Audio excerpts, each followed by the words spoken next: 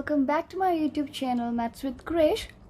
Today I am here with a question, wedge question, and it's from Applied Mathematics, and this is from 2015 advanced level paper.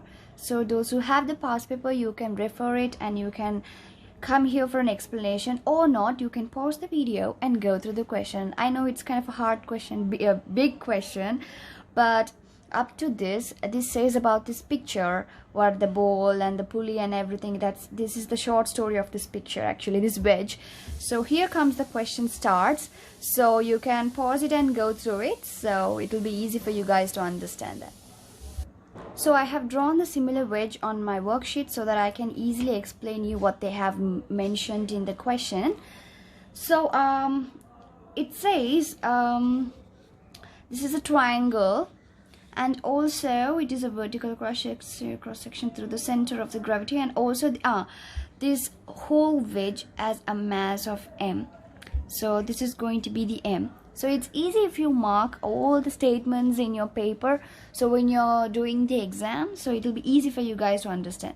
So this is alpha, it seems, and this is 90 degree. So this is 90 minus alpha. It's very easy.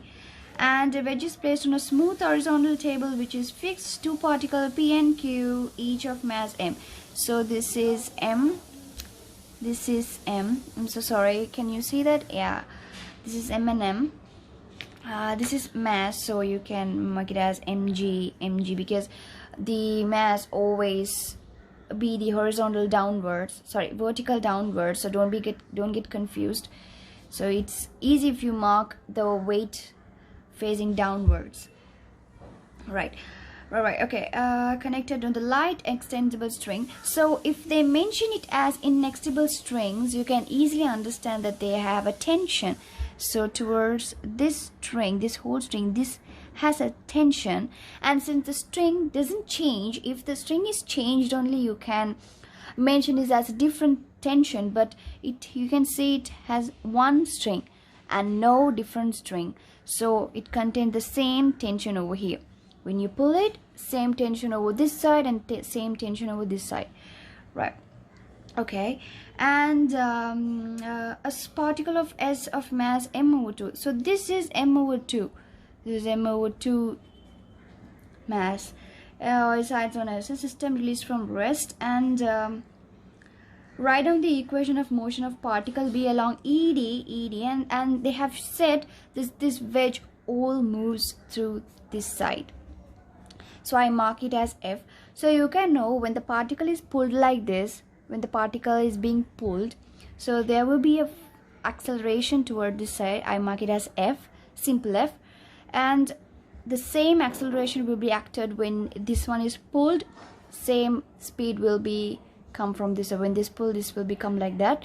So this is also simple F, so you don't get confused. This is about it. All right, I'll make it as F1 and F1 because there is another particle over here, so I'll mark this as F2, right? This is a capital F. This is the acceleration of the wedge. So in the question itself, they want us to write all the equation, the relative equation of the particle Q, P, S, and also for the wedge F, for the whole system. So you have to consider the whole wedge, and then they want us to show that the acceleration of the wedge is F. So this equals to some kind of this in the direction of BC. So let's go to the video. So this is all about the statement. So I have marked everything on my picture. So I'm going to go with the question. So by applying Newton's second law for particle P, so I'm going to apply F equals ma. So most of you guys know the Newton's law. So this is the second law I'm going to use, F equals ma. So I'm going to use every relative equations by using F equals ma. So for first, I'm going to use for the particle P in the direction of ED because this particle is moving through this direction. So for particle P along this direction, so it's easy if you mark like that. Okay, so here you have F. The force which is acting in this particular part is tension. tension toward this side, so there will be no change. So T equals the mass of this particular P is M, right? And there's a simple thing that we have to mark here. If I mark the direction like this, when the particle moves this side, this is F dash, you have the wedge acceleration over this side. This is the capital F. So if you mark it as a simple, the center, so you can see this is the moving direction of the particle P F dash, and this is the moving direction of the wedge F. Here, this is the F1, and the wedge is moving along this direction F, right? Okay, so this along this is also the same, this and this, right? Why I mark this? Because when you're putting the acceleration of the particle P, you have to consider this, or the particular force of the particle P and the wedge's acceleration. So when you take like this, when I'm going to take in this direction, this is going to be minus, so it's going to be F dash minus F. So you understand why I put minus F, because this force is acting in this direction. So if I want to make in this direction, I have to put a minus, then only I will get everything along this direction. So it's very simple. So this is going to be my first equation. First part is done. Secondly, I'm going to apply for particle Q along Q along dB, so which is something like this, right? So this is alpha using Newton's second law, so it's F equals ma. So you know the thing which is acting in the particle Q is just a second, yeah, is mg sine alpha. Why I have put sine alpha? Because the particle is moving in this direction, so in this direction. So this is the mass, so the mass is acting like this, mg. So also you have to consider the mass. So if I take the mass, you have to divert like this. So this is sine alpha, it's going away from the angle, so it's sine alpha. So it's going to be mg sine alpha minus t, because if it's acting like this, you can observe that there is a tension over here, so that's minus t, because tension is acting in this direction, but we want in this direction, so we have to put minus, equals to m. Yes, the mass of the Q is m, and yeah, you have to do the same thing here. This is alpha, so here this is going to be your alpha, right? Okay, so if you are taking it to this direction, F cos alpha, but make sure this is going to be F cos alpha, you know, toward the angle is cos, away from the angle is sine, so F cos alpha, but we have to take in this direction, that it's minus F cos alpha. This is going to be F dash minus F cos alpha, because all this in this direction. Okay, right, so this is going to be your second equation, so mark this as second. Third, I'm gonna consider my particle along S, particle along AC. So for particle S along AC, it's like this, right? This is going in this direction. So for using F equals ma for this particular part, right, F equals ma, I'll put number 1, number 2, number 3, so it will be easy for you guys to understand. F equals ma towards this direction, okay, toward this direction, right? Now you can know this, I have marked in this direction, so this is m over 2g, right? So if I take it in this direction, this is F sine alpha, this is going to be my alpha, right? So this is mg cos alpha, mg, this is my alpha, so mg cos alpha, right? forget about that, mg cos alpha. So m over 2 g cos alpha equals to, mass of this object is m over 2. Be very sure, because mass can be different. If it is 3m, you have to put 3m. If it is 2m, you have to put 2m. So be very careful on the m. Acceleration of that is also the same, that you have to do like that. This is f2, so I'm going to take in this direction, f sine alpha. Yeah, f sine alpha. Also it comes in the same direction of f2. You can observe it like that. So there will be no minus, f2 plus f sine alpha. Right, this is going to be my third equation. So if I'm going to take it for the whole system along BC, so the wedge is moving in this direction, BC towards this direction.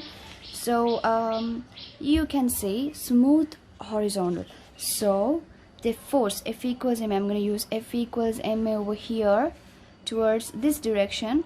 F is 0 since it is placed on smooth horizontal table. So 0 equals to, first one by one I have to consider it.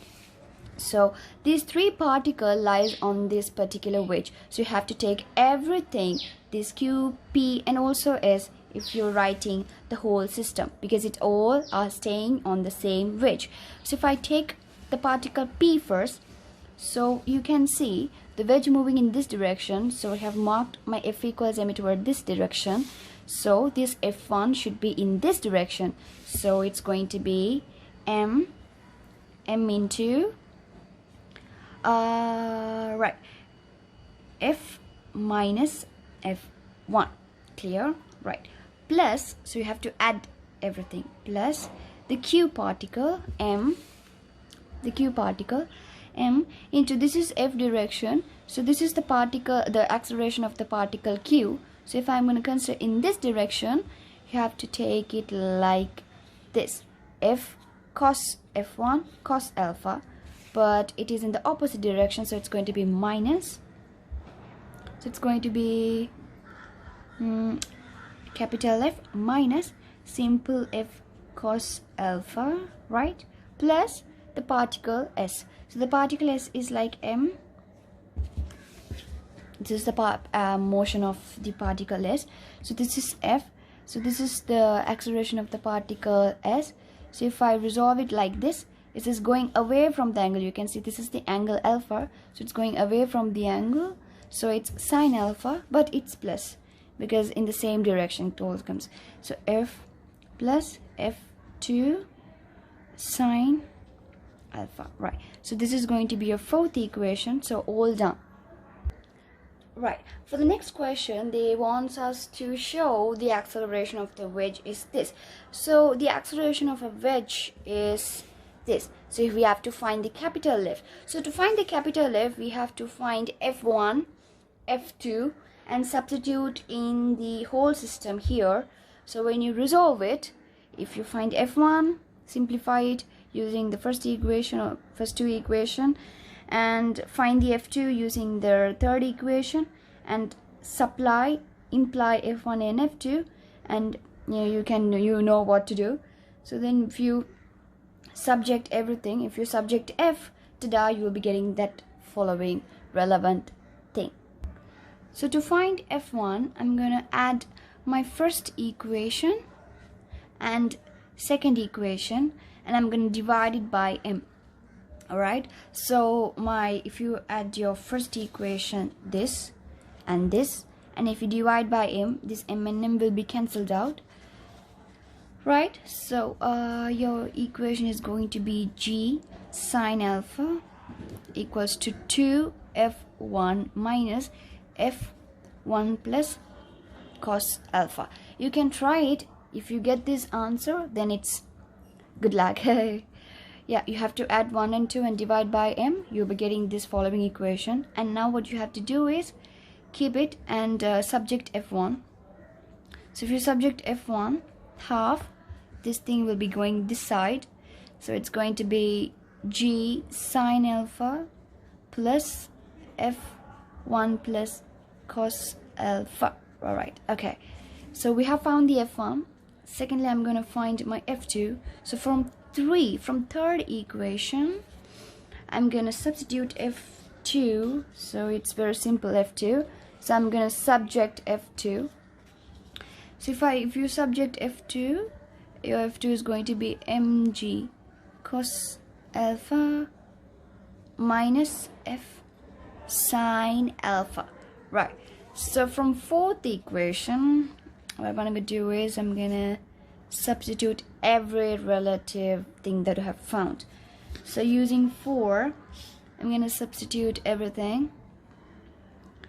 Right, wait, okay. 0 equals to f m plus 5m over 2 minus m over 2 1 plus cos alpha g sine alpha plus f. Alright, I don't have space here. 1 plus cos alpha, right, plus m over 2 sine alpha g cos alpha minus f sine alpha. Right, so when you simplify it further, you'll be getting it as, take the mg sine alpha towards this side, so it'll be easy for you guys to, sine alpha equals f. So in the inside, if you simplify it, you will get 2 capital M plus 5 simple m minus m 1 plus cos alpha whole thing squared minus m sine square alpha. Right, so if you simplify which is in inside, you know 1 plus cos squared alpha and you have a sine squared alpha. Using the trigonometry knowledge, it's going to be f 2m plus 3m, because when you simplify it inside, it's going to be minus 2m cos alpha. Right, so which is equals to mg sine alpha. Right, so now you have mg sine alpha, f, this relative. So if you simplify this, you can't simplify this, is capital, right? So your f is going to be mg sine alpha. Take whole thing will be divided after the equation, because you know this is multiple. So when it goes across the equation, it's going to be division. Yeah, so it's going to be 2m plus 3 simple m minus 2m cos alpha. Right, so we have found the f2. Alright, so yeah, I know this is kind of a very big step. You have a very big work to do using this Wedge's question and theory. But if you understand the theory and if you mark everything which they have given in the question, if you mark it over here, it will be easy to go and forward the question. So hope you guys learned something today. Don't forget to subscribe, don't forget to share this video. If you like this video, give a thumbs up. Also, if you have any comments, you can put it in the comment box so I can work on that. Right, so that's all for today's lesson. Take care. Bye.